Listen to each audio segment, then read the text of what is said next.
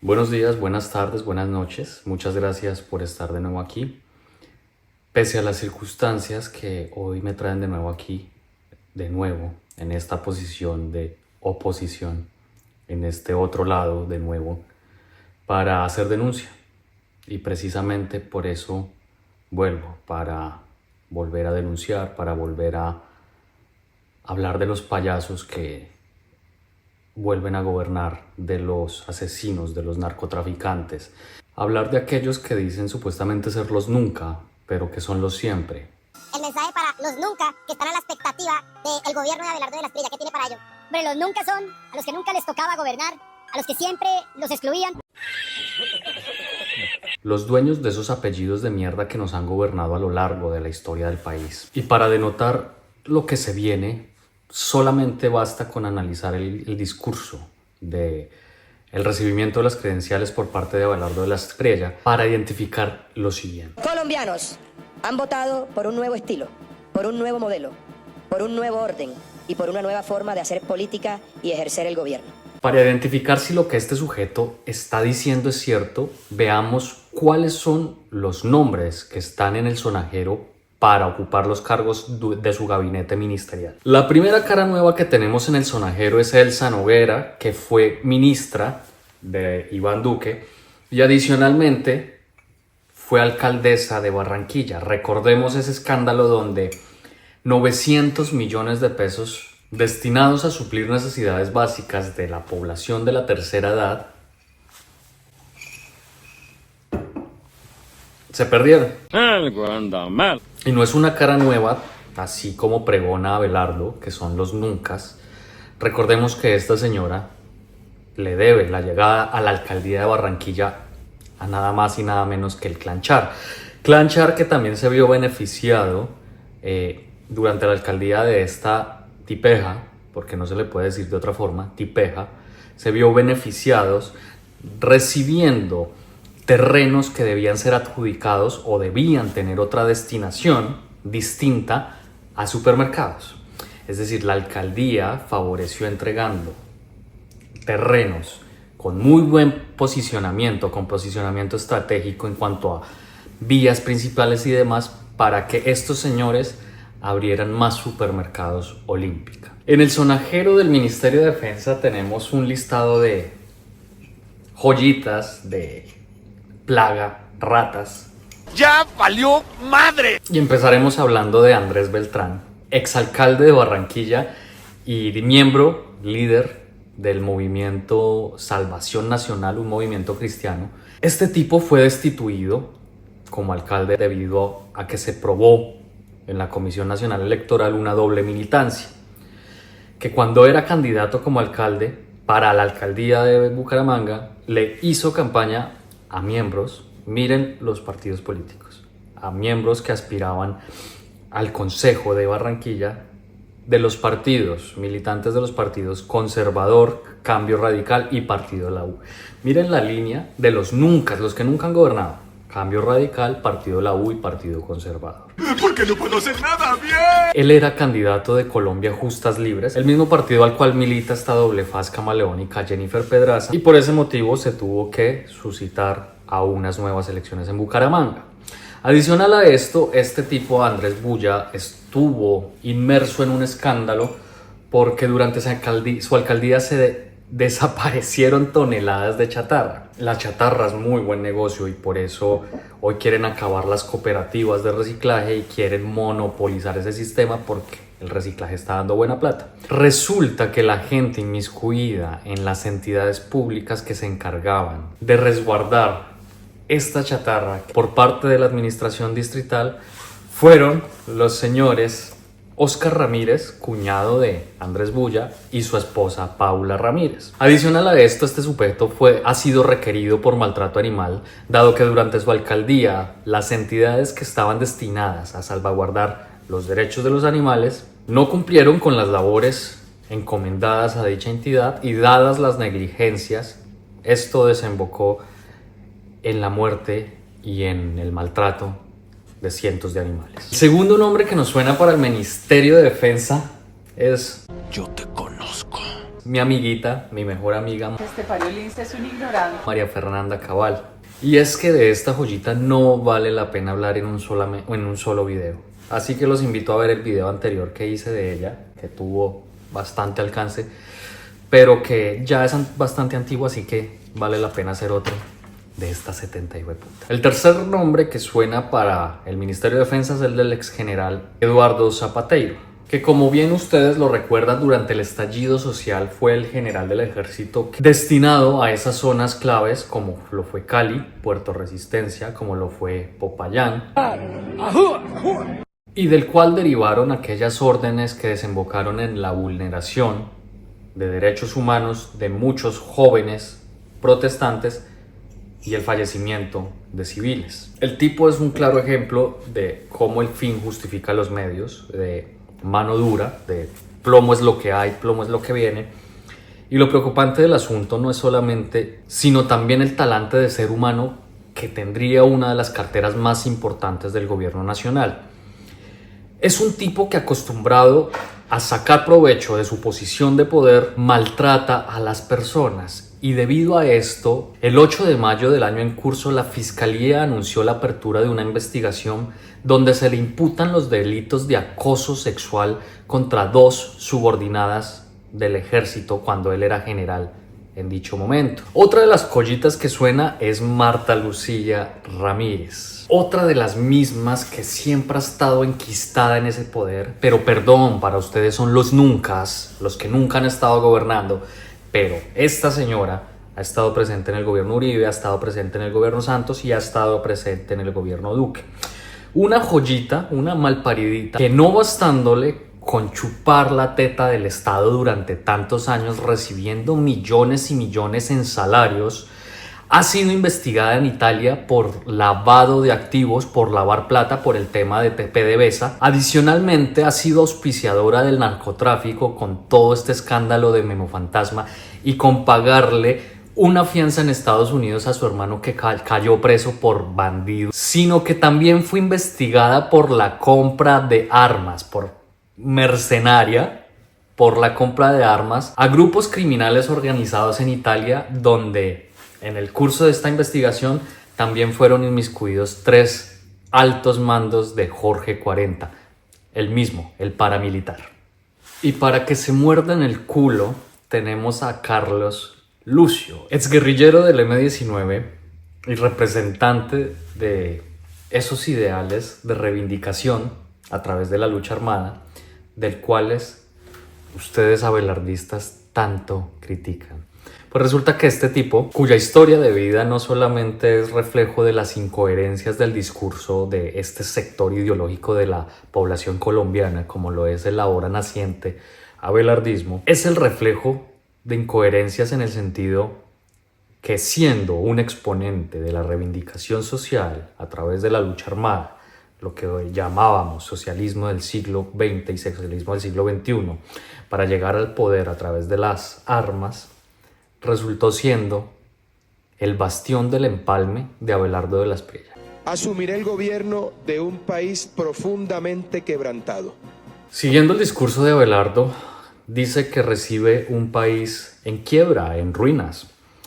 Pero si ustedes ven, lo que dijo Sarmiento Angulo antes de votar es que el país estaba maravillosamente divino, que estaba en escenarios prósperos para los empresarios. Y no es solamente porque lo diga esta sanguijuela que chupa a los colombianos en aspectos económicos, sino que las cifras así lo dicen. Y Petro pagó la deuda del Fondo Monetario Internacional. Y nosotros, al afirmar esto, el argumento de la gente que sigue ciegamente a Abelardo es que esto es un cuento que nos inventamos.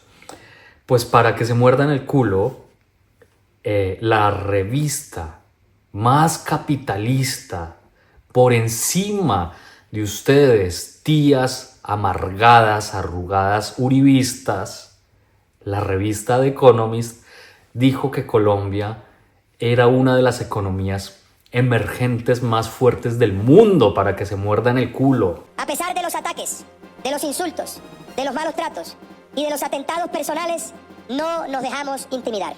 El pueblo se hizo fuerte, creció y difundió por todos los rincones de la patria el espíritu de nuestra propuesta política. La difamación se respondió con argumentos y el odio con firmeza y coraje. Claramente, la difamación, lo que ellos llaman difamación, es hacer una denuncia rigurosa y hacer público los escándalos y los aspectos éticamente hablando bajos, putrefactos, fétidos que han permeado la vida pública de Abelardo de la Espriella. Y fue haber dicho lo notorio, los hechos superfluamente notorios, que es que él ha sido abogado de los paramilitares, de Salvatore Mancuso, y que con su fundación auspició la apología al paramilitarismo y trató de vender una idea justificada de por qué era viable el paramilitarismo y necesario para el contexto político colombiano. Adicional a esto, defensor de David Murcia Guzmán, donde le robaron miles y miles de millones de pesos al ciudadano de a pie, de los cuales él se lucró con casi 1.000 millones de pesos en honorarios. Y la lista es larga, y si quieren que haga un video, pónganlo en los comentarios respecto al historial, al prontuario de este tipo. Pero lo que se hizo no fue difamación, no fue incurrir en la mentira, no fue atacarlo a él con falacias, simplemente fue hacer público y fue difundir la información respecto a su nefasta condición humana. Lo que ellos llaman difamación es decir la verdad. Y cuando una persona en la cual recae una posición de poder toma acciones que generan un daño en aquellas personas que están haciendo comunicación de aquellas verdades, eso se llama censura. Y la censura es algo que este tipo ha practicado incluso antes de campaña, como pasó con la abogada Ana Bejarano, y que ahora pasa con Beto Corales en Miami, donde a través de sus amigos, porque pues, este tipo es millonario y se codea de millonarios, y ya saben, los millonarios son unos hijueputas. Tranquilo, Ned, piensa en la Biblia. La mayoría, no todos, la mayoría, como Epstein y demás. El caso es que en ese círculo donde quieren concentrar el poder económico, político y social en una misma esfera para perseguir unos fines que le convengan al dueño de este hemisferio, de este lado del mundo, de este lado del charco, Estados Unidos, se crea una estrategia para garantizar o para proporcionar los escenarios idóneos que desembocaron en la victoria de Abelardo. Y uno de ellos fue el acuerdo que Abelardo hizo con Bernie, que lo llaman Bernie dizque por tierno, pero el nombre de este tipejo es otro. Soy un tierno. Con el senador Bernie Moreno, para así propiciar la captura de Beto Coral, con el argumento de que Beto Coral hace un activismo en contra de Estados Unidos, cuando Beto Coral lo que ha hecho es hacer activismo contra la derecha colombiana, derecha que asesinó a su padre y por la cual él solicitó asilo en Estados Unidos. Bernie Moreno, dada su condición de congresista republicano, a través de Marco Rubio, secretario de Estado de un presidente republicano, Donald Trump, emite una orden de captura.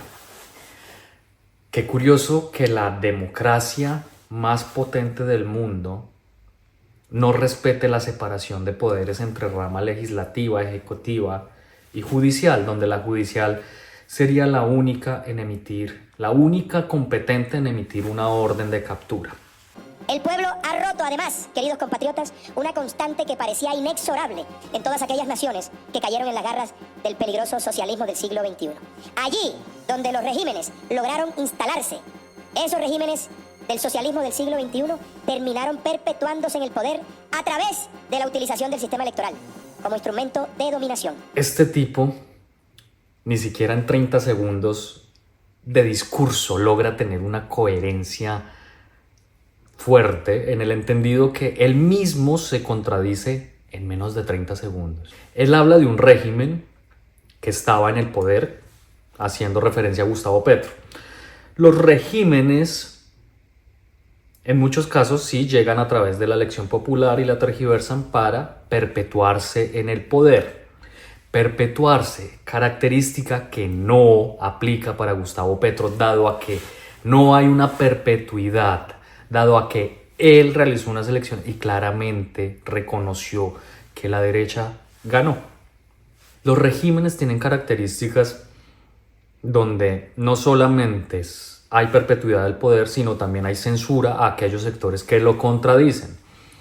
Por el contrario, vimos que pasquines de propaganda barata, de palabrerías de poca monta intelectual cogieron mucha fuerza, como Revista Semana. En el gobierno de Gustavo Petro se garantizaron los derechos fundamentales, entre ellos la libertad de expresión. Los medios tradicionales siguen hablando mierda y siguen diciendo mentiras respecto a todo. Y durante ese régimen que como rebuznan, porque son burros parlanchines, rebuznan, durante ese régimen se le respetaron las garantías a todas las personas que piensan diferente. Y digo que este tipo se contradice en 30 segundos porque durante ese régimen, que como se ha explicado no es régimen, el tipo fue electo. Con orgullo tenemos que resaltar que Colombia, en cambio, después de padecer el desgobierno, los abusos y la corrupción generalizada, decidió valientemente en la primera oportunidad democrática que tuvo sacudirse de esa amenaza y recuperar el rumbo de la libertad y de la democracia. ¿Cómo es posible que un tipo opuesto a lo que es el régimen fuera electo en ese mismo régimen? La democracia se ha salvado.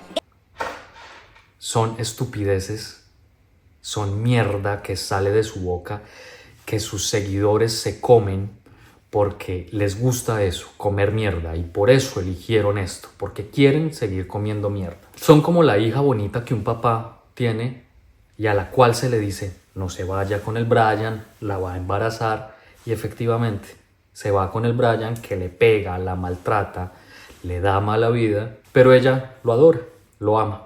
Eso es Colombia. Colombia es la novia bonita que le gusta ser maltratada, que le gusta que le peguen, que le gusta comer mierda. Y ya para terminar, veamos el guiño a lo que él hace como lo que sería el desarrollo de la política de relaciones exteriores con esta cita que hace. Uno de los hombres más geniales del siglo XIX y comienzos del XX, Theodore Roosevelt, repetía insistentemente que hay que hacer lo que se puede con lo que se tenga y en el lugar que se esté. Muy grave y muy triste que el tipo en el recibimiento de las credenciales presidenciales cite a nada más ni nada menos que el presidente yanqui que nos robó el canal de Panamá. Eso es una muestra y un guiño a cómo vamos a estar nuevamente arrodillados a un gobierno no cómplice, a un gobierno genocida.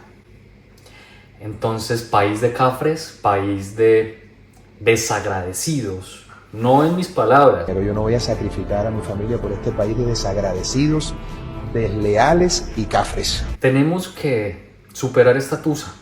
Al fin y al cabo, históricamente hemos estado acostumbrados a resistir. Y este tipo no nos va a quedar grande.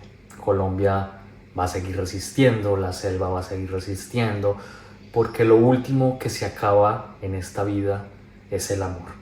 Y el amor que debemos sentir por nuestra patria, la patria que nos vio nacer, por nuestros recursos, por nuestros palenqueros, por nuestros negros, por nuestros indígenas. Ese amor no se tiene por qué acabar. Por nuestros campesinos, por el desválido, por las periferias, por aquellas personas que lo necesitan.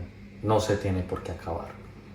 Así que resistamos, ayúdenme a compartir este video, o ayúdenme a de nuevo tomar fuerza, porque se vienen 4 años duros donde tenemos que combatir con la palabra, que las únicas armas que empuñemos sean los libros y las únicas armas que disparemos sean nuestras palabras. Muchas gracias y nos vemos en la próxima.